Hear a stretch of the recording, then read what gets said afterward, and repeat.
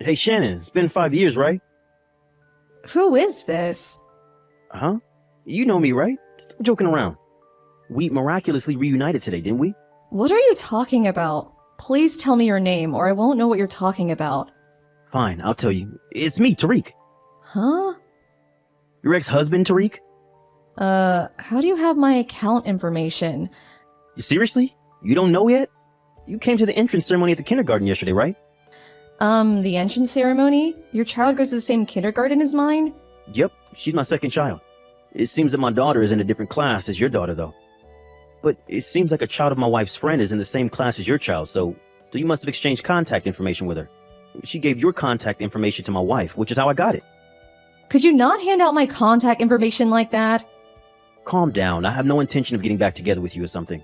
My wife knows I have your contact information, so there's no need to worry. Your wife is Sarah, right? The woman you cheated on me with 5 years ago, which was the cause of our divorce and also an old friend of mine. It's obvious she finds the situation hilarious. Yeah, kind of. I mean, I think it's hilarious as well. Don't contact me anymore.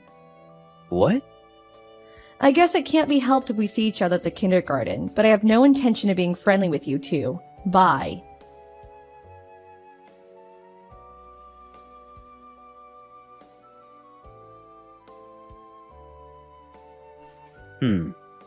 This gets more and more hilarious the more I think about it. If you, who was infertile, were at the kindergarten, then that must mean that you married someone who already had children. Huh? Even if you come to the entrance ceremony pretending to be a mother, it's not your actual child, so it's a bit funny thinking about it. So you still think I'm infertile?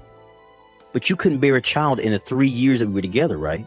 Mom said that if a woman can't bear a child in 3 years, then she must be infertile. But I never even gotten myself tested for infertility. It must have just been bad timing. But the truth is that you couldn't have a child, which means that you're infertile. You knew this, and that's why you married a single father, right? I'm my husband's first wife, and the child that was born between us is also his first child. Stop being delusional. I'm delusional? Yeah, these are the sad fantasies of a woman who can't give birth. You really are strange. Fine. Our children go to the same kindergarten, so we'll probably see each other again whether we want to or not. So I'll tell this to you now to prevent any misunderstandings in the future. What is it? I've already given birth to 3 children. Huh? My eldest son, who's 3 years old, the one who came to the entrance ceremony yesterday, and 2 twin daughters who were half a month ago. Huh? You're infertile but have 3 children?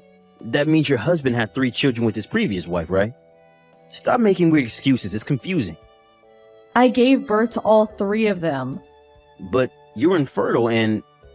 I told you that I gave birth after we divorced. Do you not understand that what I'm trying to say is that I'm not infertile? Huh? You gave birth to them? Yes, that's what I told you multiple times.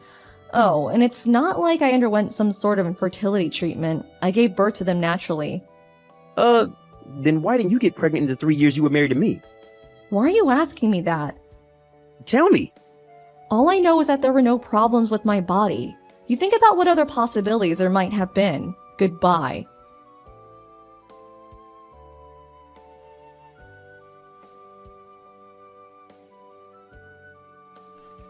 Because of you, my wife took my children and went to her parents' house. What? Don't get me involved in your fights, please. I'm not involving you, this is your fault. I wanted to find out whether you had actually given birth to your son, so I dropped off and picked up my child to and from kindergarten as much as possible so I could have a chance to meet you. Oh, you're talking about 10 days after the entrance ceremony, right? I was with my husband, right? Yes, that husband. I tried to talk to you, but as I tried to approach, he suddenly appeared from behind your back. I thought I hadn't seen him before, and so I looked closely at his face, which is when I noticed that he was the executive director at my office. Apparently, I only found out when he told me after we got married. I know that he has a son the same age as my daughter. When I heard that his wife gave birth to twin daughters a few months ago, does that mean that what you were saying was true? I see. So that's why you ran off without even talking to me, your face pale. I haven't seen you since, but I'm not complaining. Something terrible has happened to me. What? I did a bit of research after that and found out that men being infertile is more common than I thought.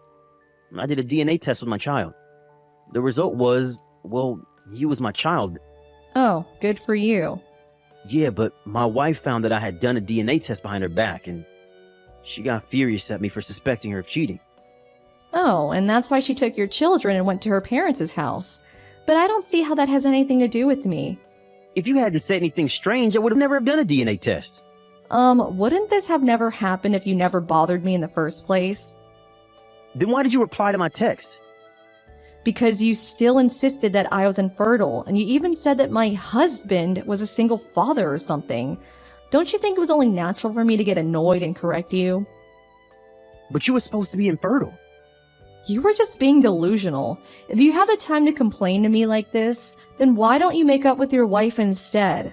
Bye.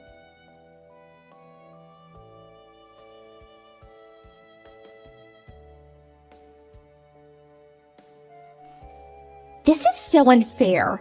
You're so much less attractive than me, but you're the wife of an executive director? And to think that he works at the same company as Tariq. To think that she would get married with someone even better than Tariq after he threw you away. I stole Tariq from you only for you to find someone even better. Unfair. That's so unfair. I'm gonna steal this new husband of yours.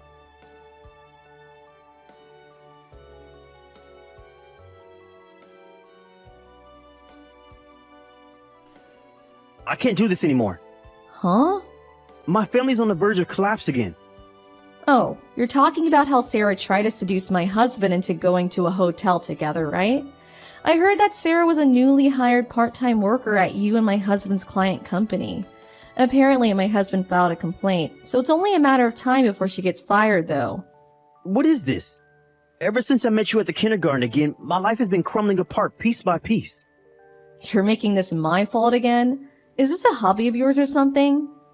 Why did you put your child into that kindergarten? Did you do it on purpose?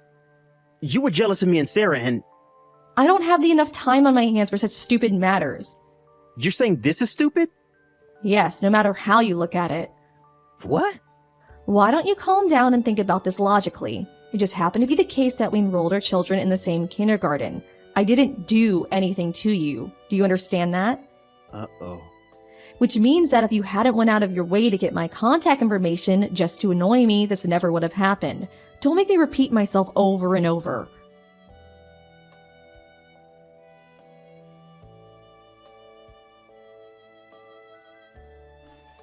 Shannon, I turned in my divorce papers earlier.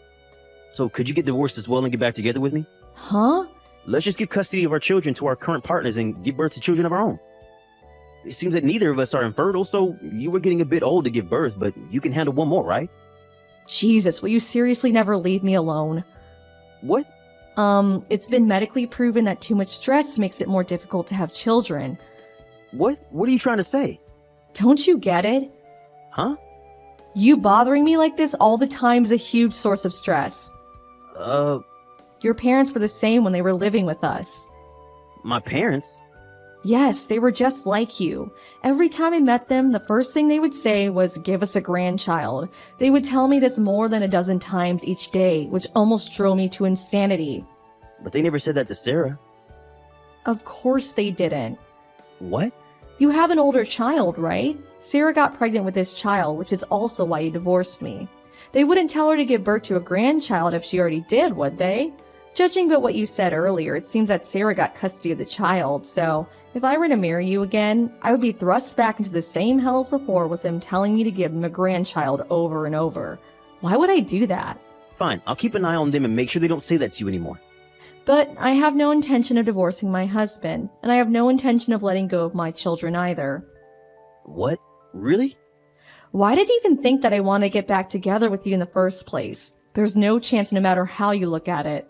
Yeah, but if the two of us loved each other enough... I lost my last ounce of love for you when I found out you cheated on me with Sarah. What? Then what should I do now? I already got divorced. I don't know. Just open the front door, will you? What? I came to pick you up. I know that the executive director doesn't go to work on Mondays. This is our chance to make an escape without being bothered. Come on, I'm outside the backyard. I can come in if I break the window in the living room. Hold on. If I could just get a hold of you for a day, then you'll have no choice but to get divorced. Are you an idiot? Huh? Is that how you talk to your husband? If the executive director doesn't go to work on Mondays, then he isn't at the office now, right? Yeah, that's why.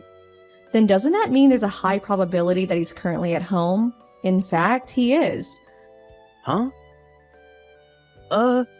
Apparently he's going to tell the company about this. No way.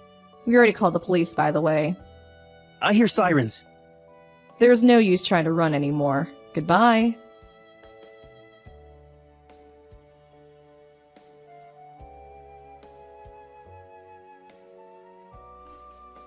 I didn't expect that he would try and break in our house and get caught by the police. Not long after that, Tyreek was fired from his job. We received an alimony from Tyreek and Sarah, and after that placed a restraining order on them. I haven't seen them since. Apparently, both of their families got involved in a fight over who would get custody of their children. Since neither of the parents were functioning adults, the grandparents of the children had to settle things for them.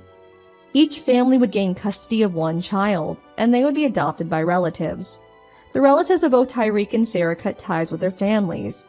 It seems the 6 of them, Tyreek, Sarah, and their 4 parents, all are currently unemployed. There are eyewitness accounts saying that they were living together under a bridge, but it's uncertain where they really went.